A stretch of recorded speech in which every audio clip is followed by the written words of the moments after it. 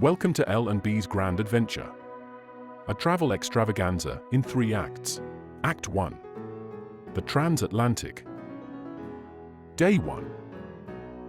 Embarkation. The adventure begins. After a good night's sleep, a brisk walk to McDonald's, and a gourmet breakfast, our adventurers are ready to head to the port. Grabbing their luggage, they enter the fray in the battle of the elevators. Being on the 5th floor with 10 floors of guests, all with luggage and all trying to leave at the same time, the best hack is to go up to go down. Too bad the lobby destination reset when they reached the 10th floor, and therefore they traveled 2 cycles up and down. Finally, out on the street, they grabbed an Uber and headed to the port of Miami. After the short drive to the port, Lynette and Brian get their first glimpse of their ship, the MSC Magnifica. This medium-sized cruise ship will be their home for the next 23 days. Once their bags were deposited with the porters, our travelers passed through security and check-in. They then began the walk up the gangway to board the ship that will carry them on the first leg of their grand adventure. Once on board, Lynette immediately went for a nap to corral her headache, while Brian began his tour of the ship. Starting on Deck 6 forward, he enters the darkened Royal Theatre, the location of the major entertainment events during the cruise. Moving aft, he encounters the Tiger Bar. This atrocity of decorating immediately assaults him as a 1980s drug-induced nightmare. Who, in their right mind, thought this was an attractive look? Seriously. His only thought about this venue is, nope, nope, nope. Finally escaping the eye-watering environs on the Tiger Bar, Brian continued moving aft into the Tapazio Bar. This bar, although of a similar color palette, was far less offensive on the eyes. The next area heading aft is the area around the central atrium, with stairs and views looking down to Deck 5 and up to Deck 7. Around this area is some seating looking down to the stage on Deck 5, where live piano music is played frequently. Past the atrium area are 2 small bars. The portside bar is the Purple Bar,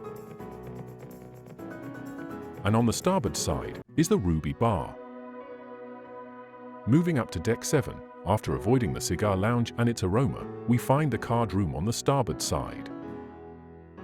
Moving forward, we encounter the black hole of all things cash, the casino.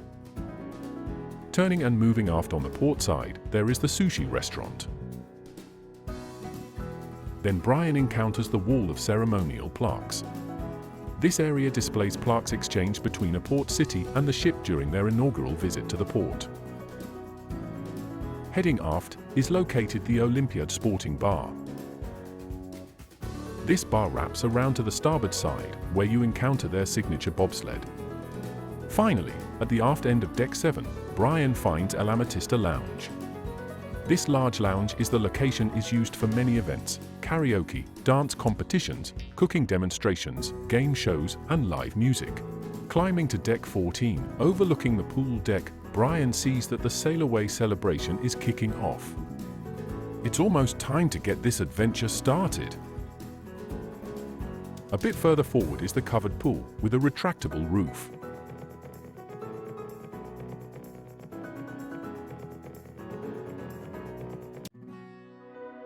Finally, Brian climbs to Deck 14. This is where the children's play areas are. Something for all ages. Finally, the engines rumble. The ship horn sounds. The MSC Magnifica begins slowly moving away from the dock. Brian and Lynette are on their way. The grand adventure has formally begun. As the ship picks up speed and moves down the channel to the open ocean, Brian and Lynette take one last look at the United States until their return in 180 days.